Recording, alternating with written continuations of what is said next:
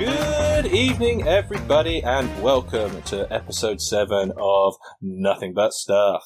As always, I will be your host today, your pilot, your captain, leading you on a trail to absolute nonsense. And as always, I have my co-pilot guesting in his chair, back up in his lovely home. And where and who might that be? Oh, hello. It's Isaac Harwood. Well, there he is, everyone. He's back. His contract rolls on for another week. Mm-hmm. Just holding on to that single income from this podcast to feed my family, so please keep me in the job. As that salary of currently 0. Yeah, we're starving. It's pretty grim over here. Well, it's only a family of 4, so I mean... Yeah. Have you thought about harvesting one of your legs for meat? Well, first of all, we're scraping the moss from the patio. That put the kids to work. So, you know, it's one of the only reasons to have kids, you know, do the dishwasher, scrape some moss for dinner. Be the dishwasher, perhaps. Be the dishwasher, or just shove it in their mouth and shake them up. Oh, you mean like washing the dishes, the old actually wash? Yeah. I like how you're destitute yet still using the dishwasher. Oh yeah, and I can afford my nice podcast mic because, you know, priorities. Unlike mine, which is giving us many a problem today, but hopefully, you know, with the magic of editing, you won't hear it. You won't hit the... It'll be fine. It will be all right on the night. That's what they say in the theatre business. Well, no, isn't it? what we do is this is where we plug the Patreon so we can get Lewis better gear. It's like a GoFundMe in America, like when they have medical bills to pay so they don't die, but for podcasts. Yeah. No, we don't talk about politics because that's not stuff. That's like serious things. Except American politics because that's hilarious. Yeah, just stop shooting kids, but never mind. Just alienate a potential market there. That's good. To be fair, they probably agree that shooting kids is wrong. Well, half of them. Oh, all dear. Right. Okay. So, recent stuff. Lewis, you can go first. Oh, mate, I have been taking an absolute amble down memory lane on my commute to and from work today, because last night I was looking for something, and in a box, what did I find? I found my old Game Boy SP, and my God, what happened to be in it? Pokemon Leaf Green. Absolutely epic. I've forgotten how incredible that game is. And I've got about a couple hours on it now, so it's about 45 minutes each way on the train. So, yeah, absolutely loving it. It is just too much fun. Great game. I played many of those in the series. Not so much recently. I tried the Arceus one, where it's like running around and you have to like just keep catching fucking Pokemon forever until you fill up your research book. And I'm like, I like the open world bit, but the rest of it, you have to like run away from enormous Pidgeots and stuff. It had some moments. It was good. I haven't played the most recent one. I've heard it's decent. And they've like opened it up to more multiplayer stuff, which sounds cool. Yeah, it's one of those things where why haven't they made like a big open world, like Red Dead Redemption style game, just offline, just epic, like just basically just do Pokemon Red or Blue, the originals. I would fucking love it, but I think the limitation is turning the cutesy cartoon characters into like 3D running around models. And let's be honest, Pokemon World is pretty fucking brutal. Like, it's dog fighting. It's dogfighting, it's cockfighting, but like these fucking animals, like Onyx is like the size of a fucking skyscraper, like towering around a city against an electric mouse. And it's just like, that's a dead mouse. But they did it really well in Detective Pikachu. Like they made it look real enough in a real world situation. So scaling it almost a little bit back and putting it in like a really cool RPG game. Like we have the technology. We have the technology to make Pokemon and sex robots, but Pokemon first. Yeah, okay. I mean, Game Boys, good times. Long time that I've seen a Game Boy. Actually, yeah, I've got one upstairs somewhere. I think I have your old SP. Yeah, I think for some reason I kind of held on to one somewhere, being like, "This is precious," and it means nothing, but it's precious. Nostalgia. I remember like playing it as a kid, and then it'd be like, "Oh, I need to study for GCSEs. Oh, what's this? My old Game Boy." I love this thing. Suddenly obsessed. As soon as exams are over, you're just like, "What the fuck am I doing?" Chuck it to the side. But it entertains me on my commute. But what have you been doing with your recent stuff then? My recent stuff, I played one session of the game that I've been wanting to play for a long time. It's called Everyone is John, made by Michael Sullivan and David Villegas in 2002, which I was surprised to read. That's pretty old now. Should I know these names? No, I just thought for listeners and give people credit for the work that they do. Sure. Everyone is John is what's called a one-page RPG. Oh, it's an RPG. Oh, okay. It's an RPG, and it's on, guess what? How many pages? 3. No, 1 page. Asshole. So all the rules are there. So it's pretty rules light, obviously. Not much like world building or anything. Very free form, pick up and go kind of game. So we just played kind of sitting around in a sitting room. The concept is John is a fucking maniac, and all the players are a voice in his head, right? And each voice has their own obsession, something that a goal they need to complete. It could be, what did we have? We had making children cry. Someone else had arson. And another one. These are obsessions of the voices inside John's head. And the other person had bear fighting. As in fighting bears? Fighting bears. I'll get back to that in just a second because it's a funny story. And then you have a couple of skills. So it could be driving, it could be chatting people up. So we had stuff like, persuading people, carrying lots of stuff, I think was written down. And one of them was the arsonist was also a professional health and safety inspector. And when you use those skills, you have a slightly better chance of succeeding. Right. And if you fail or complete one of your obsessions, you basically make a bid or a bet with the other players to see how much you want control of John for the next round, and swap players and go around and round. And the goal is to get as many obsessions as you can in your play. So we had... Okay. So it's chaos because when something goes wrong, it switches to the other person and they want to do something else completely different. So we had the guy who wanted to fight bears trying his best to go and get a crate of fish and take it to the zoo. This is after... we started the game with John waking up at the bottom of a Chinese takeaway wheelie bin. So he climbs out of the bin, tries to find a crate of fish to take to the zoo, gets in a truck and starts driving, but immediately crashes after swerving around a pram and a mum. And then it changes hands to the occupational health and safety advisor, who just ran into a convenience store after siphoning some petrol off of the crashed car, and just lobbed his jumper covered in petrol and fire into the convenience store to start fire. And then the other person who had the obsession of making kids cry just went and comforted someone until they started crying. Not what you'd think. No. Of trying to beat them up, but just tried to cradle them until they cried. Must be like the scene in Good Will Hunting when he just goes, "It's not your fault. It's not your fault." He's like, "Yeah, I know. No, it's not your fault." But it's a very, as I say, free-form game. So they got to the zoo eventually. I think the convenience store owner had chopped the arm off of John using a machete because he set fire to his fucking house. And so he got to the zoo with one arm just bleeding everywhere. So the person who needed to make kids cry was just like waving it at people and making all the kids cry in the queue. And then it changed owners to the one who wanted a bear fight. And so my mate was like, "Are there any dads in the queue? Any of them particularly burly?" And then got into a fight with them and said they were like bears though. So it's a bear fight. I mean, I'm not sure how PC the term is, but aren't like big, larger, hairier, gay men?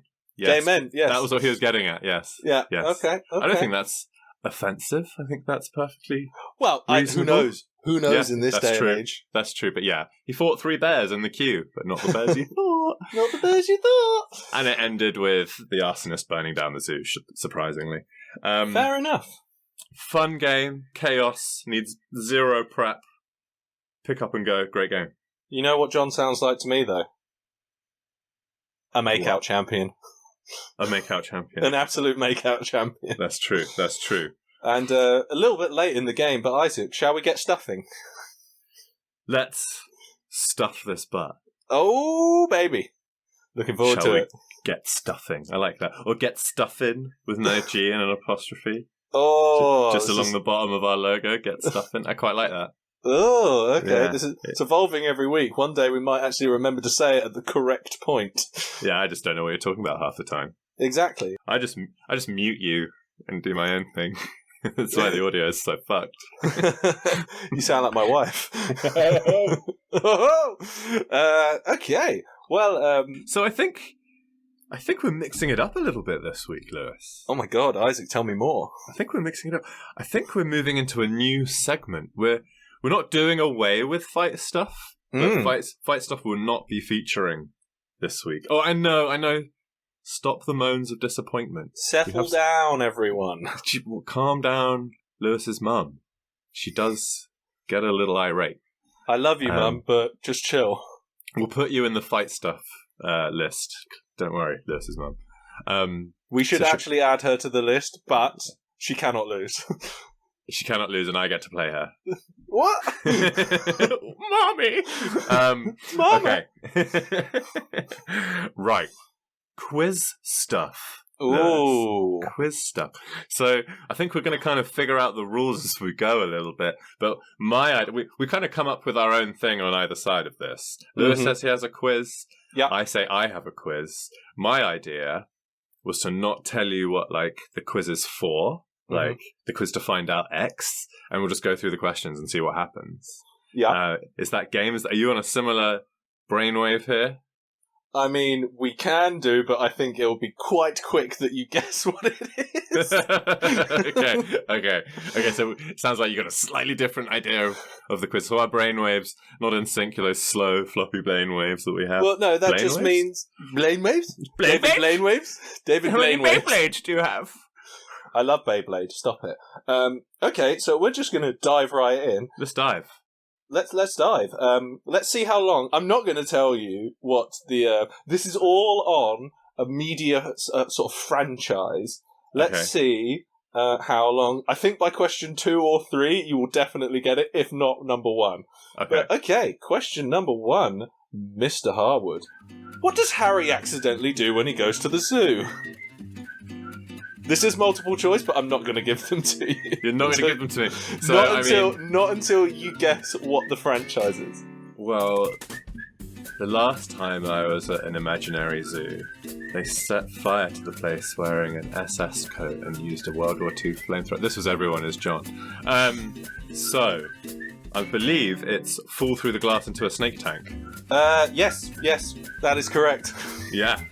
Well, I mean, I think we're talking about Harry Potter. Correctly, yeah. So I guess he magics the glass away. That's what he does, and then he's a klutz and he falls in like an idiot. Indeed. And then I think he has sex with a snake after that. Is that what happens? Is that how you catch parcel tongue? You fuck a snake? Good God. Has to be a fairly big snake for me. I mean, after this as well, I'm literally going to ping you over the address of this because the pictures have just it's like a potato with eyes and glasses for some reason. Okay. No idea why. But anyway, this has got a 27 questions, so we better move on at a bit of a God. clip. Jesus. Next question. What's Harry's mum and Lily's... Start that again. What's Harry's mum Lily's surname before she marries Harry's dad? Is it Peters, Smith, Evans, or Collins? Collins. Next question. We're gonna do it. Was it right or wrong yet? I don't know until the end. You're going to go through all 27 questions at the end. I'll tell you what you got. People are going to hate this fucking quiz. I don't care. Quiz stuff ain't coming back, Lewis. 27 questions? Okay, carry on. No, this is a golden winner. If you shut up and let me do it. Lily Collins. I don't fucking know. I don't fucking know. I've seen Harry Potter pictures up in your house, but I believe they're to do with your wife. But anyway, which of these is not a book by Gilderoy Lockhart? Travels with Trolls, Year with a Yeti, Zumba with a Zombie, or Holidays with Hags? Zumba with a zombie. Let's go for it. Next question. What is the name of Dudley Dursley's dad? Victor, Ivan, Vernon, Vesuvius. Vernon. Vesuvius. Vesuvius. Vesuvius Dudley. They'd be way cooler. Alright. This one, I'll try and show you the picture. What kind of hat is this? I'm pretty sure that's for sorting out with googly eyes on. Yes. How many Harry Potter books are there in total? 7, 2, 12, or 1? 7. What a ridiculous question. I don't know.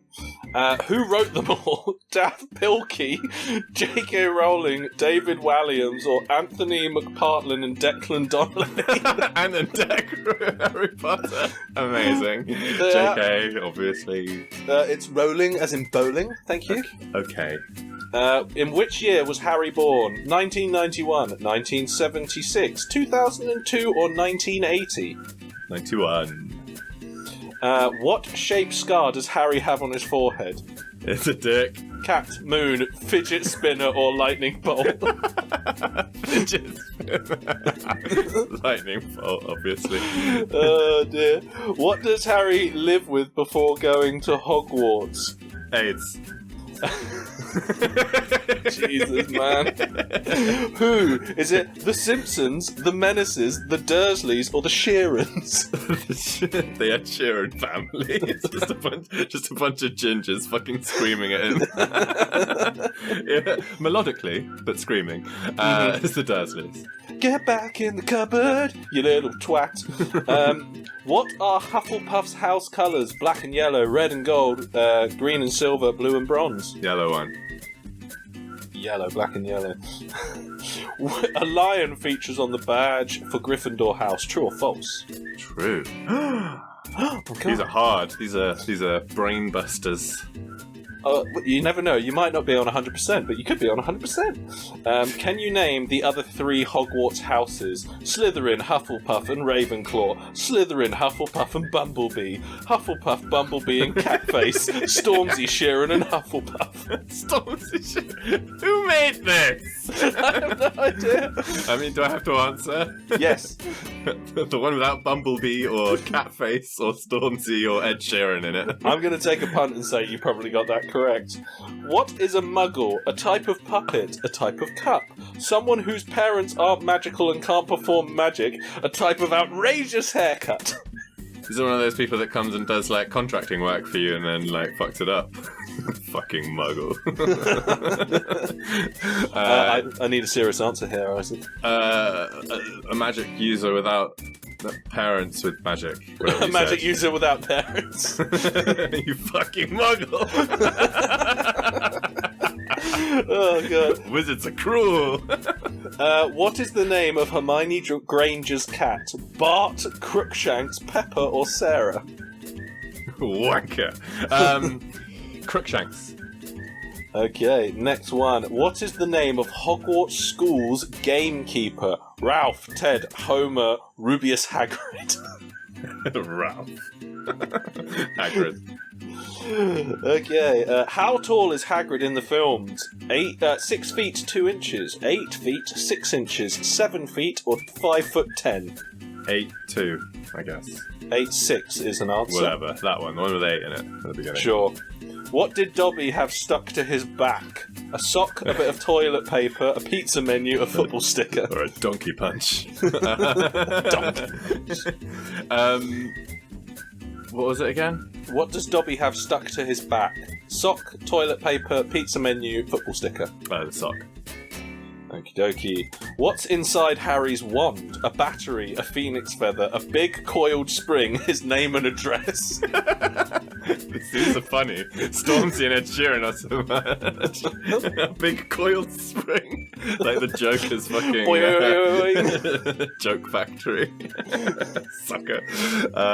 Yeah, I'm going to go with a phoenix feather, Lewis. Okay. How many brothers and sisters does Ron Weasley have? 2, 3, 10, or 6? 6? Yeah, 6. We won't know until the end. Oh my god, I'm excited. What make is the flying car in Harry Potter? A Ford Anglia, a Ferrari Testarossa, a Lamborghini Aventador, or a Mini? I like the idea of a Lamborghini. The first one? Ford Anglia. Okay. Yeah. Who was at the driver's wheel in Chamber of Secrets? Harry, Ron, Lord Ron. Voldemort, Mrs. Norris the cat.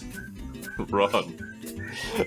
Who is the oldest Weasley brother? Percy, Bill, Charlie, or Ron? Getting a little harder. Yeah, I want to say Percy. We'll know at the end. What number are we on? This is number 24. We've absolutely flown through this. Nearly there, let's do it. What is the name of Harry Potter's arch enemy? Lord Voldemort, Crookshank, Stormzy. Neville Longbottom, or himself? Ron Weasley. Shank, shank, shank. It was all applied. That would have been the best twist. Jar Jar Binks again. Yeah. Yeah, I'm going to go with Voldemort. Or Gonna go actually, with it's Voldemort? Hugh Who Must Not Be Named, or Tom Riddle. What was it? Marvolo Riddle or something. What does Ron see in the mirror of Arised? Arised? What the fuck is this? His grinning face. Into the future! Himself holding the Quidditch Cup. Chelsea star John Terry. Finally! John Terry! This is Ed Sheeran in the background. Just kicking Harry. It's the Quidditch Cup. Quidditch Cup, okay. Bludgers, snitches, quaffles are used in which sport? This isn't actually getting harder, is it? I think Jesus. Quidditch, mate. It's not snooker, rugby, or wizard netball. Wizard netball. Imagine if J.K. Rowling rewrote this book with some of these answers. Ed Sheeran in every scene. We got to get like a Word document version of it and just swap out the word Quidditch for like snooker. I like how it's regular snooker, regular rugby, but wizard netball. Maybe wizards just really like muggle snooker. Yeah, alright. It's Quidditch, mate. It's Quidditch, mate. Okay, and what does Madame Pomfrey do? Teach Quidditch, push the trolley on the train, teach astronomy, run the hospital wing. Pomfrey. Madame Pomfrey. I think it's hospital. Okay, let's go with run the hospital wing. Is that the last one? That is. Isaac, would you like to know your score? I'd love to know my score. I fucked up. I don't think it's Lily Collins. So you got 24 out of 27. Oh, it's fuck. very good. What did I get wrong? Well, wait. It's saying a little something here. It wants me to play a video. I'm so not playing a video. Oh my god. Great! With an owl. With an owl going. I just did a big open mouth face. Wow. So the questions that you got wrong was Harry's mum's last name was Evans. Okay. Harry was born in 1991. No, 1980. What? Yeah. In the book. I am In the mind blown. It's back in. It's a little bit. Okay. Yeah, I think in the book. So when she wrote it, he's 16 or whatever it was. Yeah, I think 15. he would have been. Yeah, because it came out in what, early 2000s or something. 90s, I believe. I don't know. And Ron's oldest brother was Bill, not Percy. Fuck. Fucking idiot. I knew it was Bill. Fuck. I couldn't remember which it was. Okay. Fred and George are the twins. I was like, is Bill one of the fucking twins? Okay. 24 is pretty good. It's not bad. Not bad. Yeah, I didn't think I'd get that Pomfrey one. All right. So your quiz was like a knowledge quiz. My quiz is like a slightly different format. Well, we'll have to find out. Maybe next week, maybe the week after. Who knows when quiz stuff will come back. Well, we're not going to tell the results next time. Hold on. Wait a week to find out the exciting answer to Lewis's quiz. Lewis. Yes. You ready? Are you ready? Am I ready for what, Isaac? This movie, for movie stuff, Oh, my is days. a lot of notes. I think we said, well, other than Primer, I think I've said that for every movie so far. I mean, this certainly had a lot of content. It's pretty good. I'll introduce it, and then you can take it off with the first note. This is the weird and wonderful Mercenary for Justice.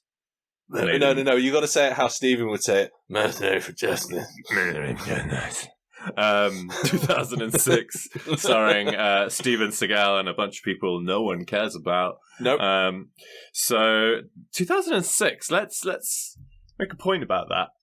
Because this movie was made like it was 20 years ago, 30 maybe at a push.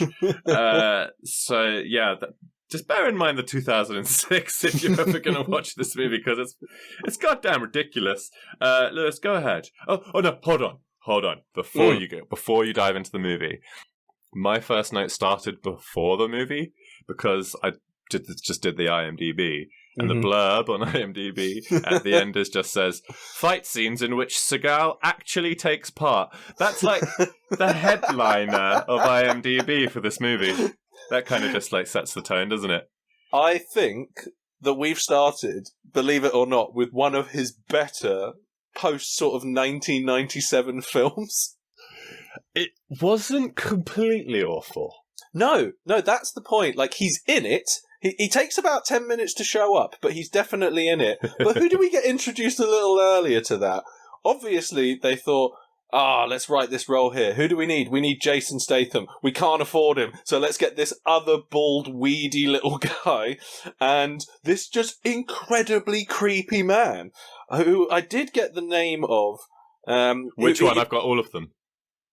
Anthony Chappell is the name of the character. The guy was just like, yeah, he's just like, we must get them to get our blood and diamonds, or oil and diamonds. Yeah, so I definitely picked up on this later. That guy is 100% American, by the way. Yeah.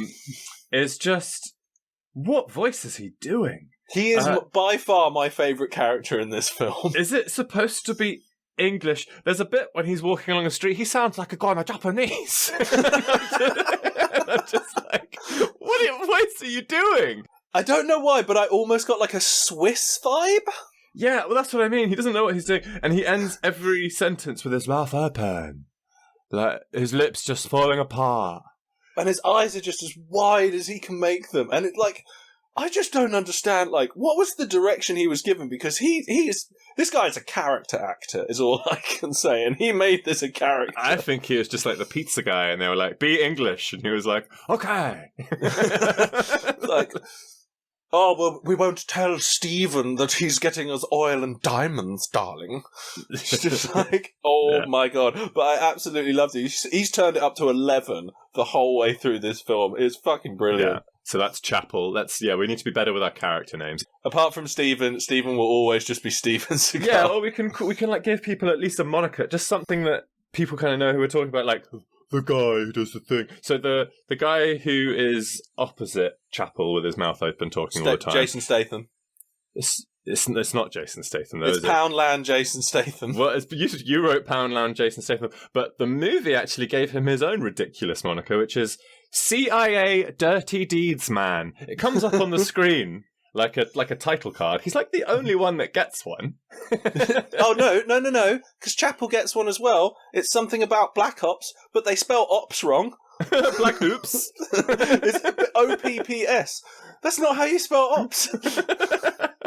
Yeah. I mean, this film, we're 2 minutes in, cracking start. Now, can you imagine? We're going to be here a while. Let's not worry about the time. Can you imagine being called into your line manager's office? And it's like, yes, sir, I'm here to see you. It's like, yes, sit down. Got some good news. You've been promoted. Oh, awesome. I get a new job title. Yes. You've made it to Dirty Deeds Man. What? The first question that would come out of my mouth would be like, I'm not the plumber, am I? Oh, man. Yeah, there's a lot of the old school, this is that 2006, remember? Mm-hmm. Super over the top, zooming in on the face as they assemble the crew. With some like wow guitars in the background. And, the freeze frame black and white and the zoom in like whoosh, as it shows off probably any woman that just has her boobs out, because that's that kind of movie. Yeah, and then so it cuts. Basically, it's these CIA guy say, "Dirty deeds, man," telling Chapel, "We need a crew for this job. It's got to be on the down low. Who have you got?" And the guy's like, "Oh no, that's what it is." And it's just like, well, okay, sure. And then it goes to the scene of just zoomed in shots of people firing guns. I don't know who they're firing at. No, just into smoke. It never shows you like people shooting at each other. Just close-ups of people holding a gun and it shaking in their hands, essentially. Yeah, including Seagal, who kind of likes to strafe from one side of a column to the other while shooting the gun for no reason. Despite being in so many action films, still doesn't know how to hold a gun. Yeah, I know. He's just loosely away from his shoulder, basically holding it perpendicular to his body, out arms stretched, just like beep, beep, beep, beep, beep. His shoulder stock is just somewhere out in the ether to the right of his head. It's ridiculous. And that gets so much worse with some of his other films, but we have that to look forward to at some point. I also liked it. It was obviously showing off a war zone, and they had tanks firing, but they just used the same footage of the tank shooting. It would just go to something else. Then it would go back to the tank doing the exact same shot, and then they go to something else. And they go to the tank, but they flipped it 180 degrees, and then it's shooting the other way. So I guess it's the same tank shooting the same tank. Is that what you're trying to show us here? They had the exact same arms dealer on both sides. Yeah, it's probably Chapel. But it's the French versus someone? A militia or something? But they're there and they're just oh yeah, we need to get Stephen involved. And it's just oh yeah, he was the most decorated soldier of the Gulf War. Now, this film was set in 2006. The Gulf War, I checked up, was 15 years before this. Steven Seagal in this film is 60. So he was 45 and a frontline soldier. Legend. I mean, he must have been 45 during this fucking Gulf War. And it's just this is America. How do you not have younger soldiers? I'm sure they do. Oh, God. Yeah, I also enjoyed, so it's this war-torn African country. It's very vague. So in reality, there probably are war-torn African countries. Could you imagine being an extra and going to this gig where they're like, yeah, we need a crowd of you, only black and skinny, and then just hobble through this town, and it's there's at least a small chance that one of those people knows someone who lives in a place like that. And it's just fucking white people, mate. Can you imagine just grumbling in the background for fucking Steven Seagal? Yeah, I really need this money. They probably are doing podcasts like I am, and they just really need the money. Yeah. So I thought that was amusing. Next note I have is the dubbing. I mean, I think I made about 4 separate notes on this, but the dubbing in this film at points is just terrible. Yeah. Genuinely awful. But then we get introduced to another favourite character of mine from this film. Jared Leto from Fight Club turns up. Just the bleach blonde guy's hair, who just looks goddamn awful. And his role is basically to stand behind the other guy and just go at people. The guy who swears in every sentence. Yeah. Yeah. They're brothers, I think, aren't they? Entirely pointless. Just literally, you could have cut him out of the film and nothing would have been nothing would have been lost. You got his brother out of it as well, and you just have a lot less of the word "fuck" in the script because everything he says is "fuck." What the fuck? Just constantly. But then we get the visceral realism of this film with one of the worst neck snaps I've ever seen in my entire life, where he just sort of goes. Imagine if you just sort of pat someone on the cheek and he goes, "Hey," to the side. It's just pathetic. I wrote, must be easy having the easiest neck snapping in the world. Not good English, but you know what I mean. Yeah, everyone just collapses if you touch their neck. What a great world to live in. But then at this point in the film, we get Steven Seagal's first line, or should I say, Steven Seagal's dubbing voice actor first line, because his first fucking line in this film isn't his voice. It's dubbed. And it's just oh, for God's sake, Stephen, can you not just go back into the booth and just record that one line? That one line, because it's kind of offset, like unsettling if the very first line in this film, you are not saying it, mate. Yep. I noticed that one too. Yeah. And then we get introduced to Maxine, who's kind of like the main, I guess you'd say, love interest in the movie. She's the brunette, kind of Asian-looking one. And she's just maybe the worst actor I've ever seen. Standing next to Steven Seagal, that's a bold claim. Well, that's what I mean. She's like, somebody fucked us! And she's just this like big over-the-top aria, yeah. She's got such an important role though, because they're like, this is the communications guy. This is the guy who can, this is Steven. He's the ultimate warrior. And then they're just like, and then she's there in case we need to fuck something. I think they pretty much say that, don't they? Yeah, they're literally just like, she's there just in case the subtle approach is needed and someone's dick needs to get sucked. It's just like, Jesus Christ, this is so misogynistic. Like, give her something to do in this film. 2006. Please. 2006, baby. It's made in 2006. It's like not that long ago, guys. And like I wrote in capital letters, ha ha ha, because there's a bit when Jonesy, a short-lived character, but instrumental to the movie somehow. Massive plot point. Yeah, which is one of my last notes, but we'll get there too. He gets like 48 bullet holes in the chest, give or take. He gets fucking shredded by someone. And Stephen like crawls, kind of drags himself over to Jonesy because he's just overweight and old. And he's like, hang on, Jonesy, hang on. You hear me? We'll get you to that chopper. You'll beat this. And it's like, that dude is fucking dead, dude. Like, he is so dead. Like, just leave it. And 25 years younger than you, Steve. You shouldn't be mates with him. But then we see the prowess, though, of our female, our femme fatale in this film, where she her cover is that she's a reporter. Yep. And she then realizes that she needs to run into the war zone to speak with Stephen and the team. And she just drags along this poor cameraman who is not trained, is not like doesn't know how to defend himself at all, and just gets brutally shot to death. And then she just goes, "You bastard! That was an innocent man." Like, that's her reaction, like, kind of like that exact level of enthusiasm, just like, that wasn't nice. Well, that's that wonderful acting that I've mentioned just a second ago. And we also have, I just wrote her name as Boobs McGee, because I went onto IMDb. I'm not sure she's credited, but there's like a blonde chick who, I mean, I did write, she's well dressed for a war, but then she uses it to like, get past a guard gate, so I was kind of like, I let that slide. But yeah, this random blonde chick who is in the Jeep of the team and they drive away. She doesn't get any introduction at all. No. So she's part of the team, but I guess we don't care about her. No. She is standing on top of a Jeep.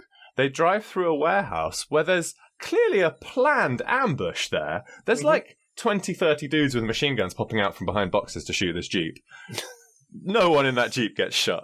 No. They just drive through killing everyone. It's like, great ambush, guys. but then she gets shot like after the warehouse. And I guess that's why they didn't include her in the super over-the-top zoom-in heist assembly intro, because it was like, yeah, we're going to kill her. But that just means that we don't give a shit when she dies. Mercenary for justice, but only that guy's justice, not her. Male justice. Yeah, right? Like, she's in the team too. Okay. So my next note here is, I'm so sick of bullets. Like, there's just 10 minutes of this film, which is bang, bang, bang, bang, bang, bang, bang, bang, bang, bang, bang, bang, bang, bang, all the time, and it's just like, oh my god. Okay. But they go into the French ambassador's house, steal him and his family, and like his butler and the maid and everything else. Yeah. Put them on the back of a truck, drive them out, and then but he's just telling what's his name, Jared Leto and his brother, basically just on the radio telling like the leader of the French army to like stand down, and the French guy's trying to tell that to everyone, but they're not listening, sort of thing. Yeah. So they just blow them up, and this whole family, it's like 10 people on the back of this truck. They just blow them up. They just and they like literally launch like 40 feet in the air. Incredible. And okay, so suddenly there's like this beef between their IT guy. What's his name? I didn't write that one down. Yeah, but he's like in other things. Oh, it's Michael Kenneth, who is in The Wire as Omar. He's actually in stuff. He's actually a good actor. He died recently-ish, a few years ago. But he was good in other things that I've seen. He's in Boardwalk Empire as the like gangster Chalky White. Mm-hmm. Anyway, suddenly there's beef between him. Let's just call him Chalky White and Jared Leto brother people. Like, why? For no reason. Yeah. But it comes back later as like a really big deal. But I'm just making sure I'm checking with you, Lewis. There was nothing to suggest this beef, right? The only narrative I can think is that they never meant to kill the ambassador, and it was meant to be used as a bargaining chip. And then they were just like, "Fuck it," and they killed him. So it's just like, "You're a bastard," but you're a group of fucking mercenaries at the same time. Yeah, I just didn't understand the emotion, but because this guy, Chalky White character, he's so pissed, and he wants to get on a helicopter or something that he unpins a grenade and use it as a threat that I'm going to like lob it on the helicopter, and then gets on the helicopter. So still got the grenade, but my favourite bit is it cuts away because I think Seagal needs to get on it. He does his like slow-mo run, which is probably real, just running, and they made everything else around it looks like, because he is slow. And when he goes to like grab Chalky White's hand to like when his stunt double double goes to grab Chalky White's hand, just at the beginning of that little clip when the camera kind of turns to the helicopter, that grenade that Chalky White was holding, he just like puts it under his leg, like he needed a spare hand and quickly, and so he just quickly puts and it's like, so you just put that live grenade, unpinned live grenade under your balls. Why do you help Seagal? He's not worth it, man. Well, unfortunately though, you've skipped past my very favourite line in this film, Isaac, when Jared Leto and his brother turn up, and Seagal's angry that they killed the ambassador, and so he like hits the brother in the face, like puts a gun to his head, and he's like, "Boy, I should kill you right now!" And then Jared Leto comes up, points a gun at him, and just goes, but like points a gun in his face, and then Steven just goes, "Yeah, maybe not right now." It's just the delivery of it. If it was meant to be funny, it would have been perfect. But seeing as it's not meant to be, it's just hilarious. If it was said with a bit more drama, like, maybe not right now. But it's like, I know that was exactly what he kind of just gets up like, maybe not now.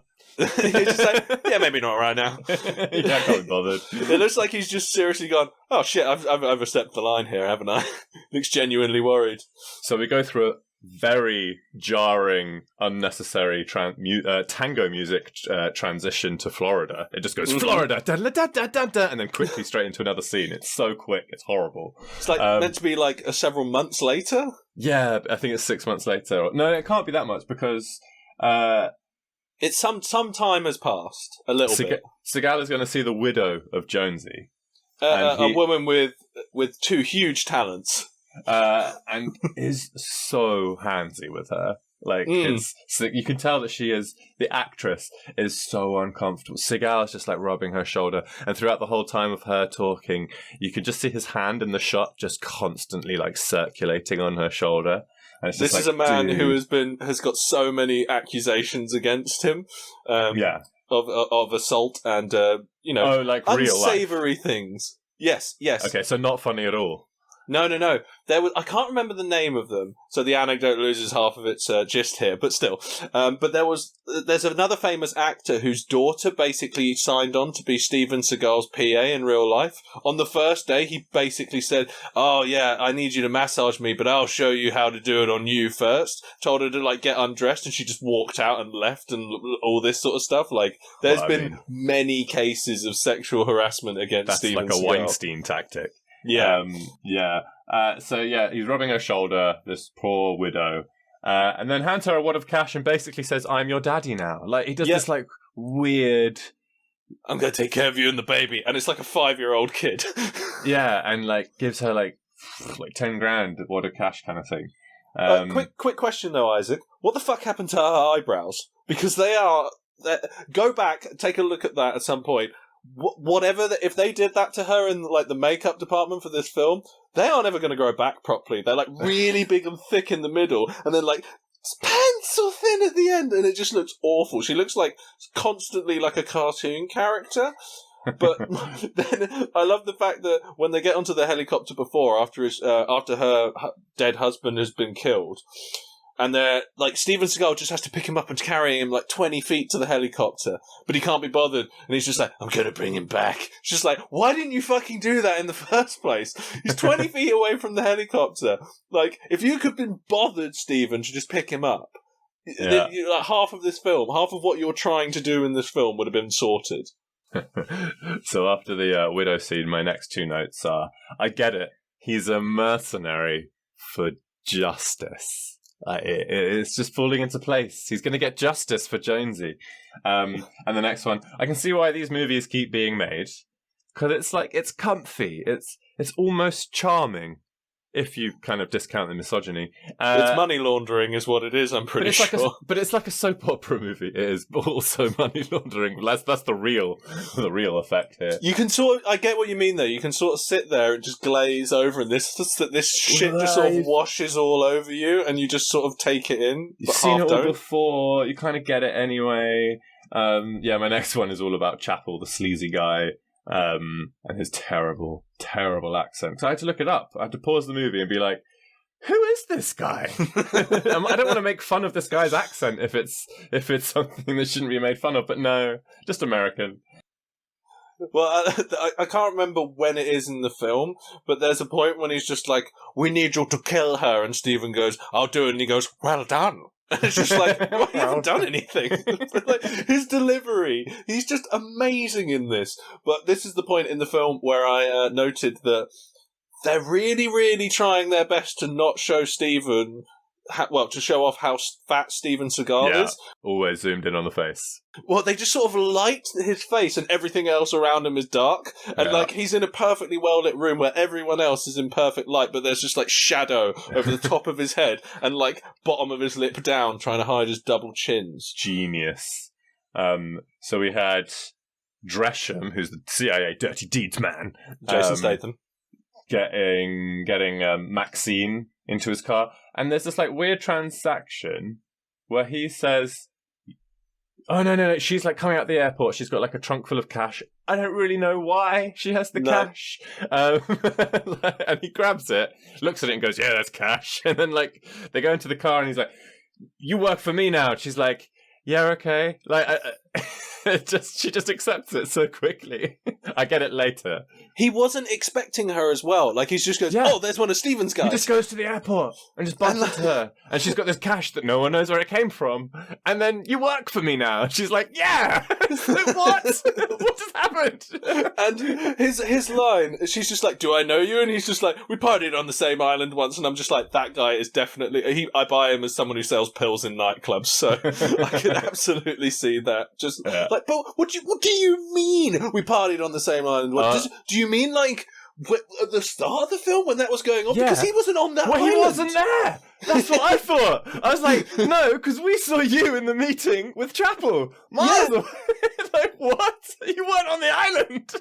But then, like, the next, like, sort of plot of the film, like, okay, originally they're, like, the CIA is trying to make them, like, destabilize this region so they can get diamonds and oil, but then there's just, like, this random gun smuggler who's, like, who just appears in the film and they're just like, I need you to break my son out of this high-security prison, which, by the way, is, like, a decrepit old crumbling building. It's not the most secure thing anywhere. Yeah. But then they're just like, oh, we've got to break him out. But then there's also this plot of just like, oh no, Steven's going to try and break into a bank. Yeah. And it's just like, what? There's a bank heist. There's getting this random dude's kid out of jail, and seemingly no lines to connect them whatsoever. It kind of brings them together later, but... No, it doesn't.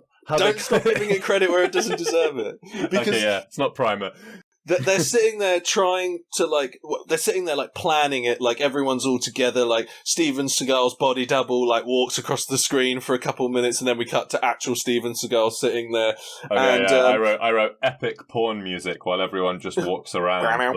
But everyone's just walking around, there's nothing happening, but it's really intense porn music. We need to get it up to 90 minutes, Isaac. So we've got to fill this shit up. There's another one later. I'm just going to jump to it, where a bunch of SWAT are going into a tunnel, and again, it's this high octane, high energy music, and it's literally 5 guys climbing down a ladder and then waving torches around, that nothing happens, and it's and it's nothing is going on. Anyway, well, I love how they're planning the. This is when we get to see Steven Seagal's awesome hand-to-hand skills during the meeting where they're planning everything. Because Jared Leto's brother gets really annoyed and comes over and just presents his arm to Steven so Steven can while sitting down, just bend it behind his back, and we see, oh my god, Steven's so cool. He doesn't even have to stand up to beat someone up. That's what Steven wants us to think, but we're sitting there just thinking, you couldn't even be asked to stand up. And he's wearing this awful suit with this yellow-orange tie. God, whoever did the wardrobe in this should be shot. Probably him. Let's be honest. He probably just showed up with his own wardrobe and was just I'm just going to wear this. This is fine. Okay, so I think there's a little bit of a time jump because I haven't made notes on these bits because it was probably just bullshit. But there's another assortment of scenes that they crammed together. I don't know if you kind of noticed it the same way I did. So he takes an opportunity to have a date with Maxine. Mm-hmm. So he seemingly has booked out an entire restaurant and covered it in flowers, and she's all dressed up. She's like, "Why am I all dressed up?" And he's like, "You'll see," and mumbles something that I can hear it. And then they go to this thing. Hold on, Liz, hold on. And over the top date, almost romantic. They sit down. They immediately call Chapel so he could talk to some hostages. This is them just sitting down to a date. So it's I need to know the kid's alive. And it's just what? Okay, date, sit down. Because Chapel has taken... Chapel and the other guy have taken the daughter... Jonesy's wife and kid. We should establish that. Fair enough. Yeah, so he calls Chapel and is I need to know the kid's alive. After just sitting down to this date. Then basically says, I need to go take a shit. So he goes to the toilet. He doesn't say that, but he goes to the loo. So all he's done is arrive, make this call, a work call on this date, and then goes for a shit, where he has to fight this old dude with an eyebrow ring. Okay, I'm not finished. And after their crappy fight, pun intended, they're in the toilet. I'm pretty sure he says the line, "That's it for you, poop hole." Yes! Just a goon called Stephen Poop Hole is one of my lines. Right? Poop hole? I was did you say poop hole? Not shithead. That's it for you, poop hole. It's not you can't swear. You've got Jared Leto over there just swearing his arse off, or his brother. But yeah, it's just oh god! Someone wrote that down and was yep, that's going in the script. Was that ad-libbed and they just left it in? I don't know. That's brilliant, dude. Where did you learn her act? But we have to go back slightly to the car ride. No. Hold on. I haven't finished my little scene. I'm so sorry. I know there's this. I know there's a little bit. But when he comes back from the bathroom, I know there's another bit we need to talk about in the bathroom. So the date, call the boss, talk to hostages, go for a shit and fight an eyebrow ring old guy. Be called a poop hole. And then he comes back in and he's like, I'll play you something sexy on the piano to Maxine. Mm-hmm. And then plays what sounds like the Charlie Brown theme tune. It's like chopsticks. It's like the shitty. I'll play you something. As he mumbles around and then just plays drooling on the piano. He's playing chopsticks. Okay, I'm finished. I had to get that out of me because I just thought the the sequence of events was so fucking insane. But then they just dance as well. And then they're just like, no, let's just have a little dance. Yeah, it's insane. But I have to jump back to the car ride on the way to the date. Okay, yeah, we're jumping all over the place, but whatever, fuck it. Because this is absolutely extraordinary. So we've got quite an attractive woman here in the prime of her life, like early 30s. Like she looks good. Let's very nice woman in a very nice dress. And so she gets into the car. Stephen's in the back. One of my favourite characters in this film, who doesn't talk for like half of it. Yes, that's what I was going to get onto. Bulldog. Bulldog is his name. Yeah. Who's got the best voice in the world? He talks like that. Once he starts talking, it's incredible. Anyway, they're in the car. But he's there from like chapel to basically, keep Stephen in line, make sure he does what he's told, sort of thing. Is that what he's there for? I thought he was a bodyguard. Yeah, but he's there to like sort of be the enforcer, make sure Stephen does what he's told. Okay, because that changes everything. Yeah, carry on. So she gets in the car and she's just like, okay, well this could go either way. And then Stephen's like, yeah, pull down this alleyway over there. Yeah. And she's just, and then so he makes a spit roast joke.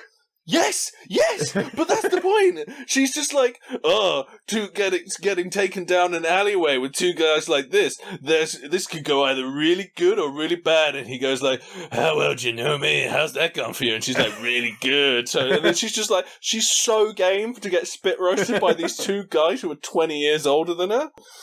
And, the director said so. But yeah, that was weird. I was like, did you just suggest? Did Poop Hole just suggest a spit roast?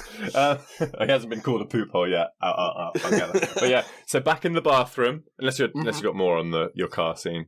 No, just the spit roast. But it's not even the fact that it was like she should be diving out of that car for her life at this point, but she's there just like, I might get a little spit roast, might I? She's fucking keen for it, mate. It's weird. Yeah. So back in the bathroom with the aged eyebrow piercing man. The poop hole sayer. That's when Bulldog walks in, like after it's all happened, or the real hero of this film. Yeah, Bulldog walks in, gives a weirdly like aroused smile to the guy on the floor who's like unconscious or dead. And then he and Seagal have like a BFF moment because Seagal somehow guesses this guy's from Detroit. He hasn't said a fucking word. No. 0 words. Yeah, I'm from Detroit. He's like, you're from Detroit? I'm from Detroit too. And then they like smile and they're best friends now. Yeah, it's just, literally, this guy is basically a CIA operative, but he's just like, nah, this Stephen guy's alright. And so he just flips sides. Yeah. And again I wrote, what the fuck is this series of events? Date, cool hostage, go for a shit, kill aged male go-go dancer, make a new best friend, dance with chick. Incredible. So I'm not sure how much there is between that and my next note, but my next note is so much notes. When Steven Seagal gets into the car, which Jason Statham is in the front of, he's like pulled a gun on him and this sort of thing. And they're having a bit of a confrontation. And I actually thought, okay, it's quite clever. There's a policeman happens to walk by because they're outside a bank or something. Or no, they're outside the police station. So a policeman walks in front of the car. So the CIA guy starts flashing his lights to draw his attention and everything. But what I cannot abide by, Isaac, is the fact that the police officer walks up, sort of looks in and goes, hey! And in that moment, Jason Statham lookalike jumps out the front of the car. But in less than a second, Steven Seagal manages to shift across the back seats, open the door, close it, run out from the car, run round the corner, get into another vehicle, and drive back round. And he drives around and like kind of sees him. Yeah. So he's got the gun to Jason Statham, the Dirty Deeds man's head, in the back seat. He's in the back seat of the car, and literally, Dirty Deeds man falls out of the car, and then the time to fall, like he jumps out, and by the time he's stood up, Seagal, this is, the 60-year-old Steven Seagal. Yeah, like you say, he's gone like 15 meters around the corner. Opened and closed a door without a policeman looking directly at him, noticing. Over the car. Like, he's right there. Yeah, but he's a ninja, so you never know. Absolutely exceptional. Cue massive thunderstrike while it shows a picture of a sunny day. That was good sound editing. Love that. Yep, beautiful. Like, I mean, when it's just like this nice afternoon. So the next note I have is a cutback to the mother, his Jonesy's wife or widow, I should say. And I just said, this woman has a lot of confidence in Stephen keeping them alive when he let her husband die and then couldn't be bothered to carry him to the helicopter. And she's just there, just like, she's not even worried though. She's like been captured by the CIA. Stephen has to come through on this for them. And she's just there, like, genuinely not worried. But she's just like, oh no, it's fine, he'll take care of us. It's just like, what? Your husband died. Like, yeah, no logic here. No. Handsy guy will save us. He's your daddy now. It's your daddy now, so don't worry about it. Papa Stephen's on the way. So we now have like a prison heist to get this arms dealer's son for some fucking reason. That's when you have your hectic Prodigy-esque music while people climb down a rope.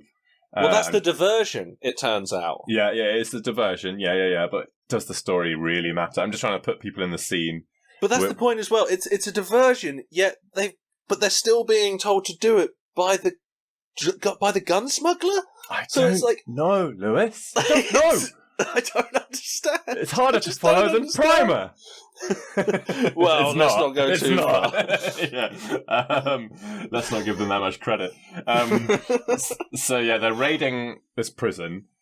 One of the brothers, the Jared Leto brothers, shoots a grenade launcher down a hall, and like 10 doors open in the prison. Is it supposed to be he's shooting like the door switch? Because he could have just walked down. Like I'm trying to give this film some credit here. It doesn't deserve it. But I think during the planning stage, they're like, Stephen's basically saying, we'll hit them during the guard change. Yeah. Which is the worst idea, because that means there's double the amount of guards. Double the guards, yeah, exactly. And as soon as I heard that, I was like, nope. But then I think what they've done is he shot a power box, which then opens the doors because they've lost power. Okay, I guess. I get. That's what I thought. I was just like, wait, what? But if that's what it takes to turn off the power, why wait till the guard shift changes and there's double the guards? And then, basically, this is where that beef comes back between Chalky White's character and Jared Leto brothers. Because suddenly they're so pissed that he killed this ambassador, if that's what you say is the reason for this beef. I don't know. I think it is. They basically... Chalky White's like the IT guy for the Mercenaries. Basically, they coax the brothers into like the gen pop area of the prison, like a kill zone, and then kind of lock it. Well, it's implied that it's locked down, and then all these cops show up and start shooting. So they're like shooting fish in a barrel. None of them get shot, or like the people around them do that. No one Why cares would they? about. Why would they? Even though they're like lit up in the middle of a room, surrounded by guns, and then. After everyone's shot their guns and we've had loads of close-ups, they just run through an open gate nearby. It's just like, was that open the whole time? Why did you stand there? Hey, Daniel, you were meant to be looking that way. Why didn't you tell us? They just run through it. There's no like, oh my god, we're going to force it open. It's bye. Okay. But this is the bit when we're just like, this must be a diversion because all the police are now going off to the prison to, stop Stephen and his team from stealing this gun smuggler's son, but Stephen's not actually there. And Stephen just decides, okay, this is where I'm going to unleash my genius plan of just walking into the bank, which we need to get something from, and just saying, oh no, there's a bomb threat here. Can you just show us how... Like, that's his plan. He just walks in and says, oh no, there's a bomb threat. So Stephen's gone to the bank. The guards have realised that something's up, and they're going up to him and the woman in this film, Maxine, thank you. And they decide to approach. So 2 guards approach, and I don't care if this is an old, decrepit-looking man, because Steven Seagal doesn't look like he can take on these guards. But why, number 1, would you not withdraw your weapon? And number 2 guards walk up and one of them literally says to the other, wait here, I've got this. And then gets his ass kicked by Stephen, and it's just like, but why? And This makes no sense. And when they're breaking out, that weedy little cop guy, security guy, Stephen just fucking destroys him just pumps him full of bullets. And it's like, that guy's just a security guard, dude. Yeah. He's not like Army, CIA after you. That's just a security guard that he just mows down, basically in cold blood. Brutally murders him. I just wrote, he did not deserve that. That was just mean. You're supposed to be the hero. And then they beat up, Jason Statham realises what's happening, comes back to the bank. Stephen beats him up as well, and they transfer him loads of money, so it looks like he was behind it. I don't know what they were doing there either, Lewis. Explain. The thing is, though, this is a bank. They have security cameras. It would take 10 minutes to sort this out. This guy is not going to prison or anything. This is fraudulent. It's just what? But then the moment when Bulldog turns up in his security guard armor, it's just I'm arresting you, sir. And it's just yes. And then there's this look that all three of them sort of give each other. And my note here is they're 100% spit roasting Maxine. There's a moment where it's just everyone's looking at each other, but not just yeah, we did it, as in what are we going to do after this sort of thing. It's oh my God. But then we sort of get the final confrontation of the film. And the hero of our story, Bulldog, must have got a punctured lung because he gets shot Isaac, you know about biology. If you get shot here, a couple inches to the side of your heart, is that going to puncture your lung? Most likely, bullets explode on the other side of a barrier when they dump all their energy into you. So yes, that's no more lung. So he's got no lung. He gets shot in the chest. He just needs a couple minutes and then he's back on his feet because Bulldog is the fucking hero of this film. Yeah. You mean Bulldog? The guy who talks like that? Yeah. So I've only got 2 more notes. So what have you got? Anything else you want to focus on? So much. I'll try and cut it out a little bit. Just some of the funnier bits, like that bit with the van when Stephen is just suddenly around the corner. CIA Dirty Deeds guy whispers on camera, "It's unbelievable." And it's it fucking is, actually. It's completely unbelievable. When Seagal and Maxine walk in, they're in Cape Town, by the way. Cape Town. And they're like, "Yeah, we're Cape Town police." It's yeah, you look and sound just like Cape Town police. Sure, come through. I can do a better passable South African accent than half of the actors in this film. And then they're in the server room, before transferring the money around. He's like, "I think there's someone else who needs some money." And clicks 2 buttons and it's just done. Automatically sends some money with 2 buttons. Yeah, that's how it works. Yeah, here's some... there was... They get out of the... Yeah, when they're arrested, Bulldog puts them in the car and they Maxine's cuffed. And does someone say, "Hey, take her cuffs off"? And Steven Seagal, jokes, "I'm not going to do it just yet." And she's like, "Oh my God, you guys." That's where I got my note. Yeah. She's 100% going to get spit roasted. Yeah. And Steven's like, "Yeah, we're bad guys." It's just oh my God. That's all right. That's amazing. And when it cuts back to that scene, she's just pissing herself laughing. And it's literally that really lame guy. He's like, "Make it look like I just told a really funny joke." And she's like, it's just oh God. Oh, you jokester. Yeah, I've got one where Chapel goes into the they've moved locations with the hostages, and there's security guards with them and stuff. Okay, there's one security guard, Chapel, and then the mother and the son. And Chapel goes right up to the security guard's ear like this, and he goes, "Keep an eye out." It's there's no one else here. Keep an eye out? What? Just it was just weird. He's just amazing. Yeah, I got Bodyguard has the best voice ever. That's Bulldog. He actually sounds like a bulldog.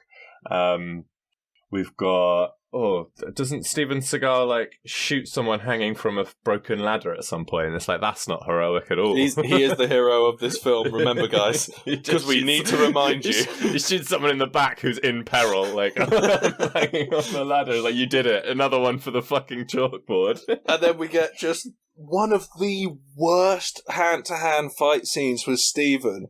I think it's when he finally takes down Jared Leto's brother, Mhm. and it's just pathetic. He's just doing his like limp-wristed, like slapping, just nonsensical garbage, Yeah. and then we finally get to the end of this. To be fair, terrible but quite amusing film. Fun. It was fun. But where he's finally he is his. No reason or explanation how, when, you know, on a black ops mission where someone dies, this guy's getting buried with full military honours, where Jonesy's finally getting buried. Oh, we're skipping. Yeah, carry on. But I'm just like, I've just got a note here saying, he did it, guys. He buried his friend. What a champion. Yeah. Like, that's his, like, great moment in the film. And that's the end of my notes for this piece of awful garbage, which I love. Dialing it back a little bit before we get to that horrifically cringy funeral and cheesy voiceover at the end. It kind of just like reminds you, oh, by the way, this was for Jonesy, but it was just like, was it? Where? Where was it for Jonesy? But before that, there's the final shootout, blah blah blah. There's a great bit, another reused footage bit. Seagal like comes around holding a pistol really poorly, comes around the corner and shoots someone and then goes back round the corner really slowly. And then there's a couple other scenes of shooting. And then that exact same bit of footage of him coming around the corner and shooting and going back again. I'm like, oh my God, you just didn't need that second one. Like, No, Isaac, we needed to get to 90 minutes. there's a bit where suddenly Maxine gets like an unquenchable bloodlust. I can't remember exactly what happens. I didn't write it down. I said, what the fuck? Why does Maxine suddenly fulfill her bloodlust? She, like, basically has a chance to kill someone and she just loses it. She goes, you just made my motherfucking day! And it's like, what the fuck, Maxine? Like, what did that... She just goes on a killing spree. It's like, you have done nothing, this movie, and now you have to kill everyone. Yeah. Oh, crazy. God. Just the dubbing, the action, the repeated scenes. Like, I cannot wait for the next Seagal film that we do. My final note, not including the super cringy funeral and voiceover, which was just awful. Amazing. I should have written notes either side of this, because I can't remember the context now, because that's my memory. I mean, I watched it 2 whole days ago, so, that's deleted. The best insult I've ever heard. You milquetoast pussy. I think Chalky White says that to someone. You milquetoast pussy. I was like, sorry, what? Come again? Poop hole? No, poop hole's better. Poop hole is way better. Poop hole is the best. I'm going to have to give it a sloppy rating. Mate, honestly, I had a good time. Basically, when I just wanted to, like, check that this was going to actually be a good film for us to watch. So I started watching it the other day before I started making notes or anything. I got like 3/4 of the way in before I went, I'm actually going to finish it now, so I want to come back and watch it again. Yeah. But genuinely, not the sloppiest, but a sloppy selection right there. 100%. It was all right. In relative terms, it was all right. It's not a brilliant movie. It was a fun. I'm going to check my mind out for a bit and watch this ridiculous action movie. It's one of those things where it's so bad it is good. Yeah. A bit like Psycho Gorman, but that's another level. That's more another level tongue in cheek. Yeah. Right, that one knows that it's bad. Steven Seagal doesn't know. He just never. I think he's the only one that doesn't know. Him and Maxine. Anyway, yeah, that was fun. So moving briskly on. But this week we're making changes. We're a fluid podcast. Not only gender is fluid, also is our scheduling and our timekeeping. It would seem that was a wonderful analogy. I like that. Yes. That was really good. Well, it was really current, actually. I've always got my finger on the pulse of the latest trends. Ear to the ground, Lewis is what we call him. I mean, who doesn't know? Who doesn't believe that two white men approaching middle age, basically just talking about the demographics solely aimed at them and the media solely aimed at them, can't be hip and current? That's true. Hip and current. I'm hip, I'm cool, baby. That's the new bakery that I'm opening. Yep. So this Hip week and we're current. going to be the hip and current. Took you a moment. It's a chiropractor / bakery. But yes, this week we're actually going to be skipping RPG stuff, so that will make a return next week. 100%. I was ready to go with absolutely. one, but I think that movie was too good to not talk about for that long. Yeah. Oh my god. I mean, we literally nearly talked for it for about the length of the movie. So that goes to show. Yeah, we could have just recited it to each other. Red lines. Honestly, next time it'd probably be easier to be doing a commentary. So, we'll think about that. Who knows? Maybe some Patreon stuff there for you in future. But let's see a little plug there. Oh yeah, because we need the support because my mic is shit. So if you could help a brother out, please. And I just need new shoes and some food. Exactly, but we do still have a couple things to wrap up with. Isaac, is there any stupid stuff your kid said this week? Stupid stuff my kid said usually comes after the movie, so I'll segue straight into that. Right after I announce the movie for next week, so please, everyone, try and have a watch before you listen to the next one. It kind of does help with our jumping backwards and forwards, very little detail on plot reviews that we do. So it can help. So far I've done a B movie which turned out to be awesome with Psycho Gorman. Mm-hmm. I did... Sloppy. Mazes and Monsters, massive floppy, because it was just not what I thought it was going to be. I thought that'd be a fun B movie. I was wrong.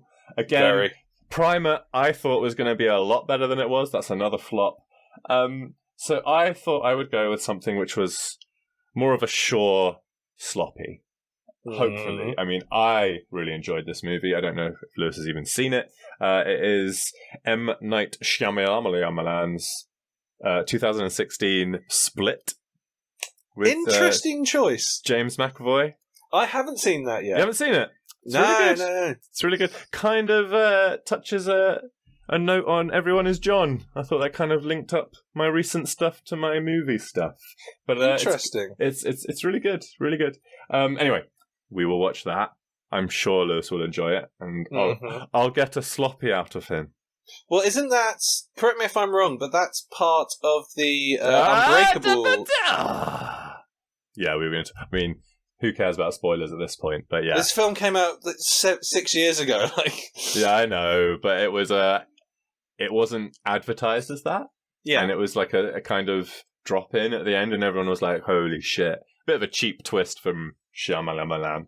But it's that and Glass and this. Yeah, Glass was the third one. Yeah, that comes after this one. Yeah. This is the second one, where they allude to it at the end, and everyone was like, holy shit. Anyway, Glass was alright, but that's another story. Split, 2016. Stupid stuff my kid cried about. I didn't let her draw on my face with a biro.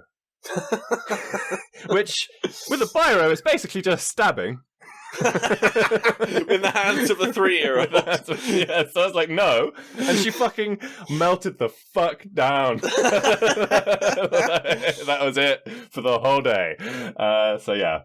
Remember to like, subscribe, reviews. Before you jump there, just because we've taken away a couple segments, we're giving you a bit of extra things. So let's leave you with something I'm almost coming up with on the spot. Contemplate stuff. Here's something to think about, viewers, over the next week. Listeners. I'm just going to leave viewers, listeners, I don't know, maybe you're watching just the art background and listening to this, just staring at the screen, which will not change for the whole hour and 20-odd minutes Happy or whatever viewing. this will be. Yeah. Contemplate stuff. If the toys in Toy Story can die, does that mean children play with their corpses? And the other toys just have to watch them do this? If Woody died, if the spirit left Woody, would Buzz just be there just like, Andy, please stop playing with his dead body? Or do they live forever? I don't think you're going to make it to be some kind of yoga guru at this rate, but it's something to contemplate. It is something which hopefully you'll be sitting there trying to sleep tonight, and you'll just go, you know what? What the fuck? That's weird. And that's all I intend to leave you with, dear viewers and listeners. Like, subscribe, reviews are super, super helpful. iTunes, or whatever podcast place you get it, leave comments, reviews, whatever you can. Tell your Email us nothingbutstuff@gmail.com, double T in the butt. Patreon/nothingbutstuff, double T in the butt. I think this butt has had all the stuff it can get for today. Rammed tight.